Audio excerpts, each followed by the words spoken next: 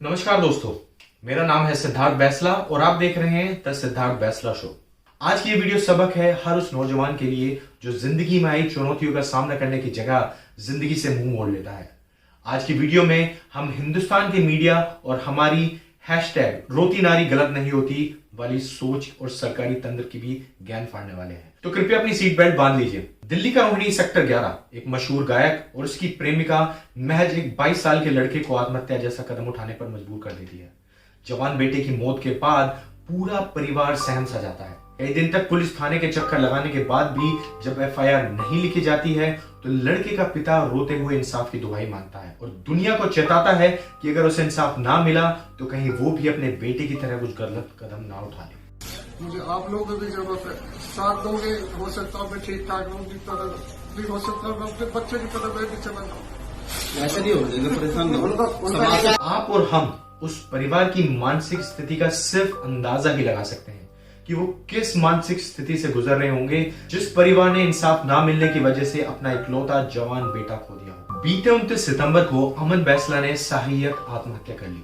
जब एक व्यक्ति किसी दूसरे को उसकी आत्महत्या के लिए प्रेरित करता है या सहायता करता है तो उसे सहायक आत्महत्या कहते हैं। जब कई दिन तक भी पुलिस ने रिपोर्ट नहीं लिखी तो बात धीरे धीरे सोशल मीडिया तक पहुंची और जब सपोर्ट में रफ्तार, फाजलपुरिया और फेमस यूट्यूबर अमित भड़ाना जैसे कलाकार और सभी 36 बिरादरियां एकजुट होकर सामने आई तो काफी देर तक टालने के बाद पुलिस को आखिरकार एफआईआर लिखकर कार्यवाही करनी पड़ी और इसी के साथ सुमित गोस्वामी और नेहा जिंदल को गिरफ्तार कर लिया। उन पर आईपीसी की धारा 306, 506 और 106 के अंदर मुकदमा दर्ज किया गया। थोड़ा इन धाराओं के बारे में भी समझ लेते हैं।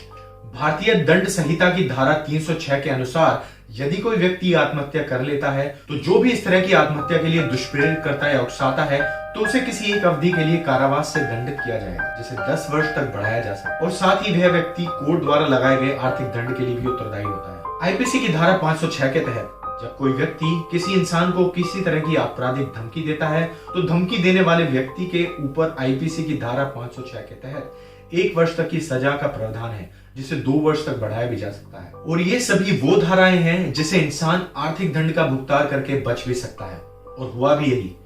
एक तरफ जहां सारा समाज इंसाफ करता रहा तो वहीं दूसरी तरफ सुमित गोस्वामी और नेहा जिंदल ने आर्थिक भुगतान करके जमानत भी ले ली है। शास्त्रों के हिसाब से इंसान के मरने के बाद जब तक उसकी तेरामी नहीं होती तब तक उसकी आत्मा को शांति नहीं मिलती है और अभी तक अमन की तेरामी भी नहीं हुई थी उससे पहले ही उसके हत्यारों को जमानत मिल गई। और जो धाराएं उनके ऊपर लगाई गई थी वो भी इतनी कमजोर धाराएं हैं जिसमें मुजरिम को अधिकतम 10 साल की ही सजा दी जा सकती है और अगर इंसान चाहे तो पैसे देकर जमानत भी करा सकता है। तो आखिरकार कहां चूक हो जाती है लोगों से कि इस तरह के आंदोलन सिर्फ हो हल्ला तक ही सिमट कर रह जाते हैं।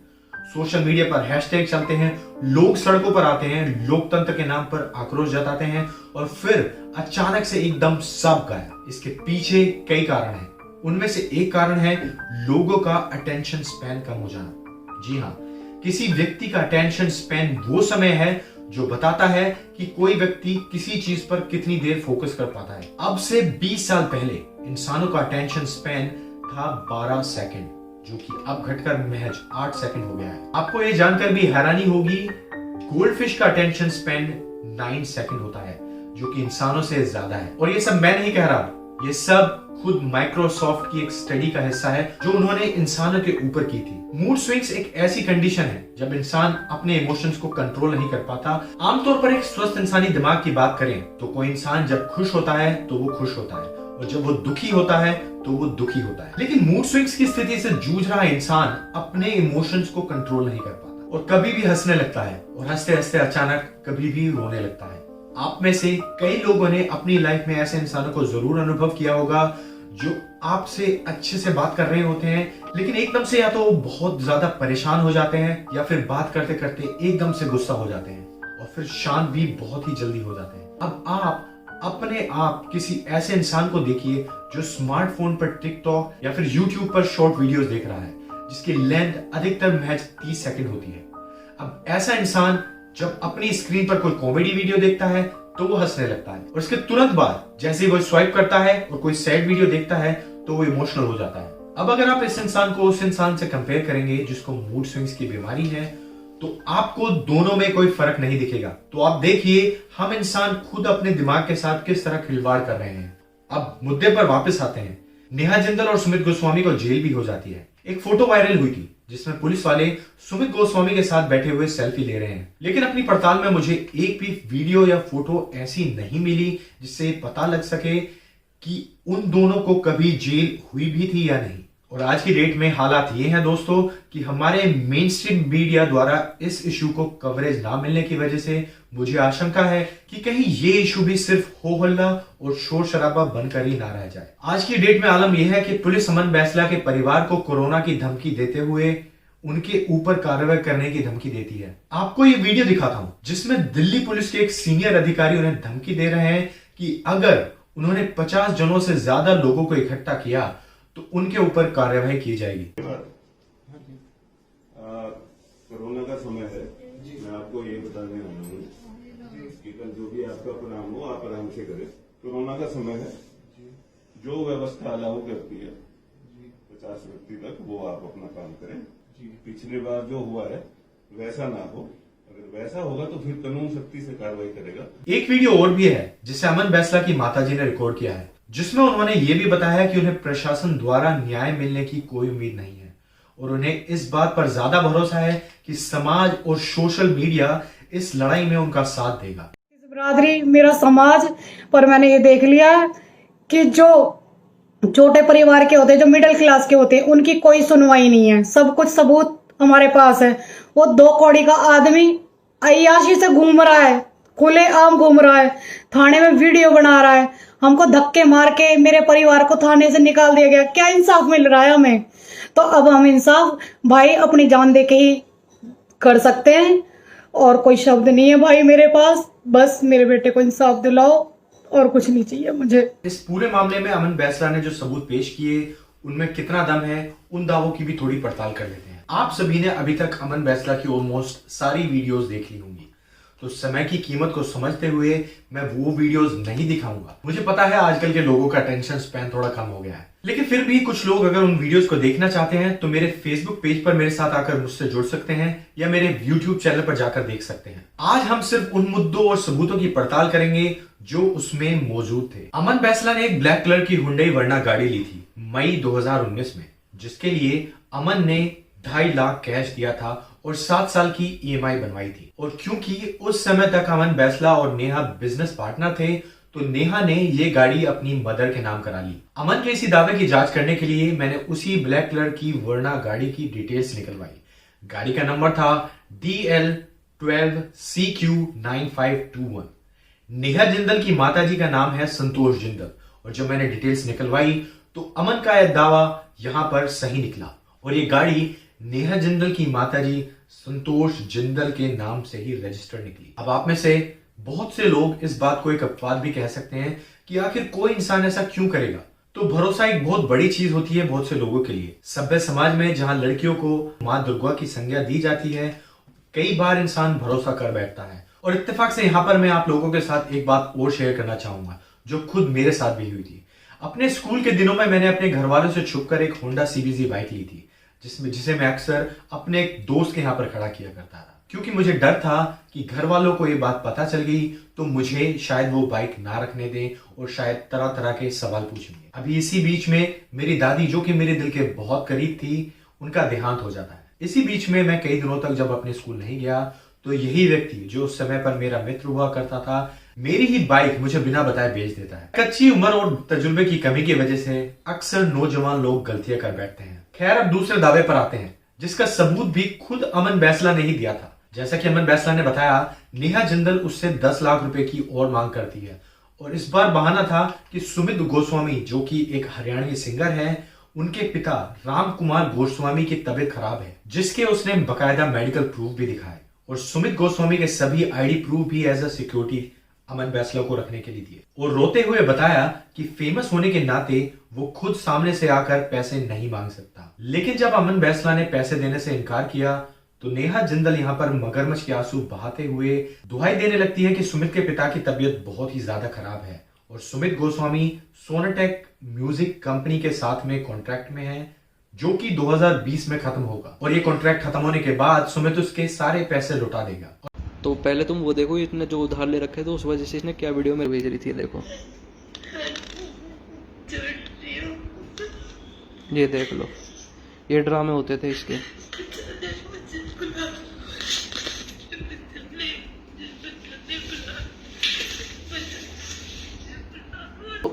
इसने मेरे को उसके सुमित गोस्वामी के फादर जी हैं जो, उनकी मेरे को रिपोर्ट भी भेजी है। ये देखो, पहले आप रिपोर्ट देखो, ये दीजिए, राम किशोर जी 45 ईयर मेल, ये ट्रीटिंग डॉक्टर भी दे रखा है, ये डेट है 30 नवंबर 2019 की, ये पूरा MRI की इनने ये मेरे को फोटो भेजी थी। आपको कोई अगर शक लगे तो भाई आप जाके चेक कराना, इसमें सारी चीज़ लिखी हुई है, कोई दिक्कत। और इसके साथ मैंने कही, मैं कि ठीक है मेरे को क्या करना इसका, इसने मेरे को कही, इसने मेरे को फिर जो सुमित गोस्वामी है उसके आधार कार्ड वगैरह भी भेजे थे। ये देखो जी, देखो इनको, ये पहचान में नहीं आएगा क्योंकि भाई काफ़ी टाइम पुरानी शायद फ़ोटो है इसकी। ये सुमित लिखा हुआ, इनका गांव लिखा हुआ, ये सन ऑफ राम किशोर जी जिनकी वो रिपोर्ट थी, दतौली गांव, ये पूरा इनका लिखा हुआ हिसाब किताब। ये भाई इनको ये जो था इलेक्शन कार्ड वगैरह की जो फ़ोटो वोटो हो गई, पैन कार्ड इनने दिए मेरे को,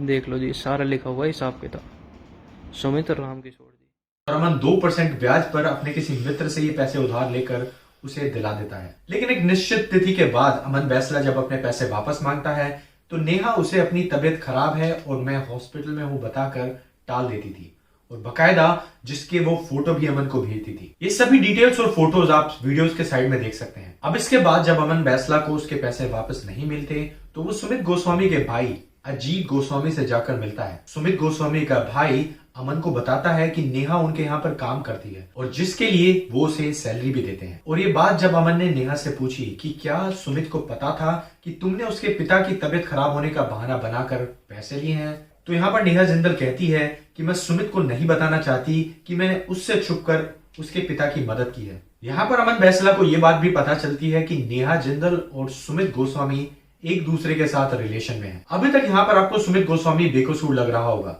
लेकिन पिक्चर अभी बाकी है मेरे दोस्तों।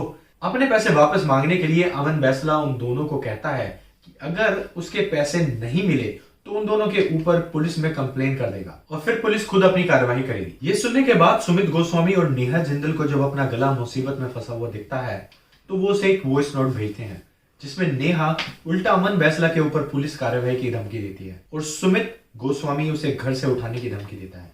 मैंने कही, मैं कि भैया मैं तो पुलिस में चला जाऊंगा, मैं तेरे मम्मी पापा घर पर बता रहा हूँ। देखो सुमित और ये नेहा एक साथ थे, तब इनने मेरे को ये ऑडियो भेजी। पुलिस केस होने के बाद ही मानेगा क्या? यूं बता दे अभी कर क्या हूँ? जहाँ बैठा है ना, जहाँ तेरा नंबर है, लोकेशन ढूंढ के हम आते ही ठाल लेंगे बैंड के दिन दिन है। ये भाई साहब एक तो पैसा ले रहे हैं मेरे से, ऊपर से भाई मेरे को धमकियां दे रहे हैं। लेकिन जब इस तरह की धमकियों का भी अमन बैसला के ऊपर कोई फर्क नहीं पड़ा तो उन्हें लगता है कि शायद अमन ऐसा कुछ कदम उठा सकता है, तो वो अमन को कुछ इस तरह के मैसेज भेजती है जिसे हम इमोशनल ब्लैकमेल कहते हैं। नेहा जिंदल का एक वीडियो भी वायरल हुआ था जिसमें उसको लेटरिन का पानी पीते हुए दिखाया गया, लेकिन ऐसा उसने क्यों किया था ये किसी ने भी नहीं दिखाया। लेकिन मैं आपको सच्चाई दिखाता हूं। जैसा कि अमन ने बताया कि नेहा जिंदल ने और भी लोगों से पैसे उधार ले रखे थे जो उसे वापस भी करने थे, और कहीं ना कहीं नेहा को यह बात पता थी कि अमन दिल का अच्छा इंसान है, और इसी बात का फायदा उठाते हुए वो अमन बैसला से और पैसे निकलवाने के लिए अपना रोते हुए वीडियो बनाकर भेजती है और कहती है कि अगर अमन ने उसको और पैसे देकर उसकी मदद नहीं की तो वो मर जाएगी। और अपनी बातों को सच दिखाने के लिए वो अमन को इस तरह के वीडियो भेजा करती थी जिसमें वो अपने आप को नुकसान पहुंचाने के लिए कमोड से पानी निकालकर भी पी जाती थी। ड्रामे होते थे इसके।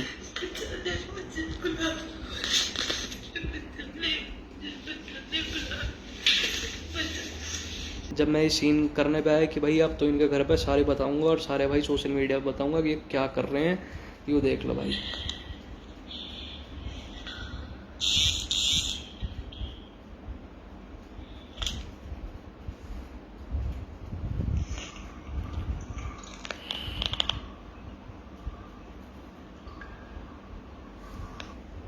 ये भाई वीडियो भेजती थी। दोस्तों हमें यहाँ पर एक बात भी पता लगती है कि कोई अपने शौक पूरा करने के लिए किस हद तक गिर सकता है। नेहा जिंदल किसी गरीब फैमिली से नहीं थी और खुद भी महीने के 60,000 तक कमा लेती थी, लेकिन ये धरती सबकी जरूरतें ही पूरी कर सकती है, शौक और ख्वाहिशें तो बादशाहों तक की भी अधूरी रह गई। नेहा ने अमन बैसला से काफी पैसे हड़प लिए थे और पैसों के साथ साथ उसकी गाड़ी भी हड़प ली थी, जिसमें वो खुद अपने आशिक सुमित गोस्वामी के साथ घूमा करती थी। अब इसी के साथ एक इंटरेस्टिंग चीज यहाँ पर होती है दोस्तों। 3 जनवरी को नेहा जिंदल अमन बैसला को इसी मुद्दे पर बात करने के लिए अपने पास बुलाती है। अमन नेहा से मिलने के लिए जाता है, लेकिन यहाँ पर नेहा एक ऐसा कारनामा दिखाती है जिसके बारे में अमन ने शायद सोचा भी नहीं था, और आगे चलकर यही वो वजह बनने वाली थी जिससे अमन बैसला को आत्महत्या जैसा कदम उठाना पड़ा। नेहा जिंदल के बुलाने के बाद जब अमन बैसला उससे मिलने जाता है तो अमन की गाड़ी में नेहा जिंदल खुद अपने ही कपड़े फाड़ लेती है और अमन को रेप के झूठे केस में फंसाने की धमकी देते हुए कहती है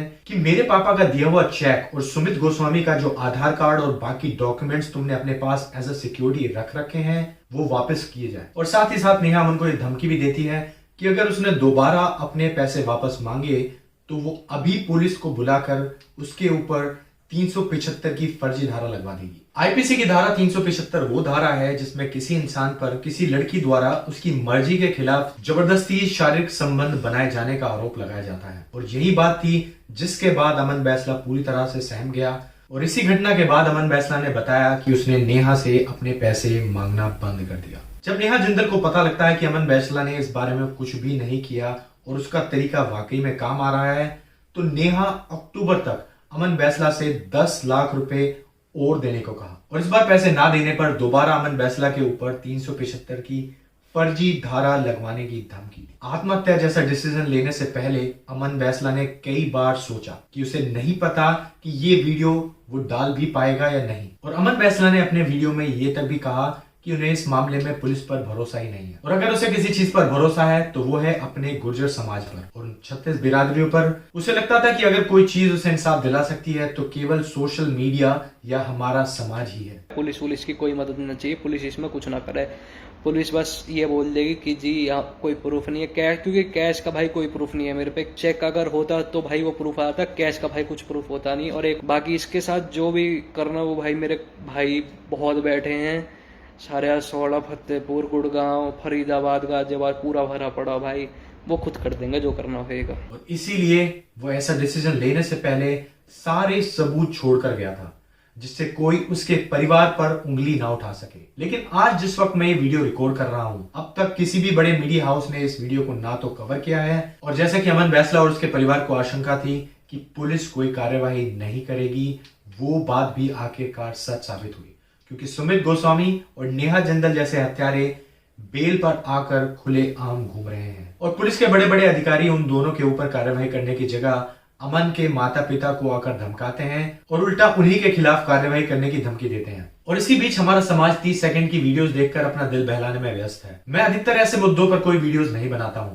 और ना ही यूट्यूब मेरी कमाई का कोई जरिया है, और एडिटिंग सिस्टम, माइक, कैमरा और बाकी चीजों का जो खर्चा होता है उसकी तो खैर बात ही रहने देते हैं। मेरे द्वारा सुशांत राजपूत और रिया के केस पर भी कोई वीडियो ना बनाए जाने के पीछे भी यही वजह थी, क्योंकि जब भी कोई इंसान सुसाइड जैसा कदम उठाता है तो ऐसी वीडियोस का रिपल इफेक्ट होता है, जिसमें एक के बाद एक इस तरह के केस सामने आते हैं जिसमें इंसान खुद अपने जीवन का अंत कर लेने के डिसीजन को ही सभी समस्याओं का इलाज समझ लेता है, लेकिन वो भूल जाता है कि सत्य को सताया तो जा सकता है लेकिन छुपाया नहीं जा सकता। आज का वीडियो देर से आने के पीछे भी यही वजह थी, क्योंकि मैं एक ऐसी वीडियो बनाना चाहता था जिसमें सभी सबूतों का आकलन किया जाए।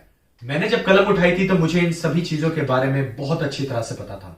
मुझे पता था कि मैं जो काम करने जा रहा हूं उसमें ना तो मुझे कोई नाम चाहिए और ना ही कोई फेम चाहिए, तो सिर्फ वो लोग जो सच सुनना पसंद करते हैं और लोग जिनके अंदर सच सुनने का धीरज और विवेक है। और साथ ही मुझे ये भी पता था कि मैं कोई कॉमेडी चैनल नहीं बना रहा हूं, इसलिए लोग शायद सब्सक्राइब भी ना करें और लोगों तक अपनी पहुंच बनाने के लिए मुझे लंबी लड़ाई लड़नी पड़ेगी। लेकिन इस जमाने में एक तरफ जहां हमारा मीडिया बिक गया है और हमारे न्यूज चैनल्स का ध्यान सच दिखाने से ज्यादा टीआरपी खरीदने पर है, तो मुझे ये कदम उठाना ही पड़ा। अपनी इस मुहिम में मुझे आप लोगों का साथ और सपोर्ट चाहिए ताकि मेरी कलम यूं ही चलती रहे। इस वीडियो को ज्यादा से ज्यादा लोगों तक शेयर करें। और एक और जरूरी बात, अगर कोई इंसान पेशे से वकील है और अमन बैसला का केस लड़ना चाहे या इस मामले से जुड़ी कोई भी जानकारी मुझे अगर देना चाहे, तो मुझे मेरे चैनल की आईडी, जो मैं यहाँ कहीं पर वीडियो में फ्लैश भी कर दूंगा, पर संपर्क कर सकता है या फिर मेरे फेसबुक पेज पर आकर मुझसे जुड़ भी सकता है। मैं इस मामले के सारे सबूत ड्राफ्ट करने में उनकी पूरी मदद करने के लिए तैयार हूं। मैं लिंक नीचे डिस्क्रिप्शन में डाल दूंगा। वीडियो को अंत तक देखने के लिए आप सभी का धन्यवाद। मैं सिद्धार्थ बैसला आप सभी के अच्छे भविष्य की कामना के साथ विदा लेता हूं। धन्यवाद। और एक चीज़ और कहना चाहूँगा वीडियो के लास्ट में कि भाई जो रफ्तार भाई हैं, मैं उन्हें थोड़ा फॉलो भी करता हूँ, उनकी काफ़ी वीडियो वगैरह भी देखी हैं। वो भाई लड़कियों की बहुत रिस्पेक्ट करते हैं। अच्छी बात है भाई, करनी भी चाहिए। लेकिन एक ही चीज़ कहूँगा कि भाई रिस्पेक्ट उसकी करो जो भाई डिज़र्व करता हो, चाहे वो फिर वो लड़का हो या लड़की हो।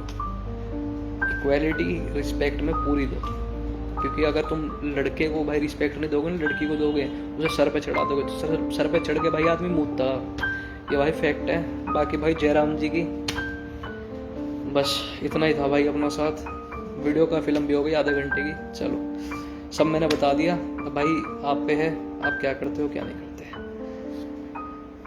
रोम रोम, जय बाबा मोहन राम की।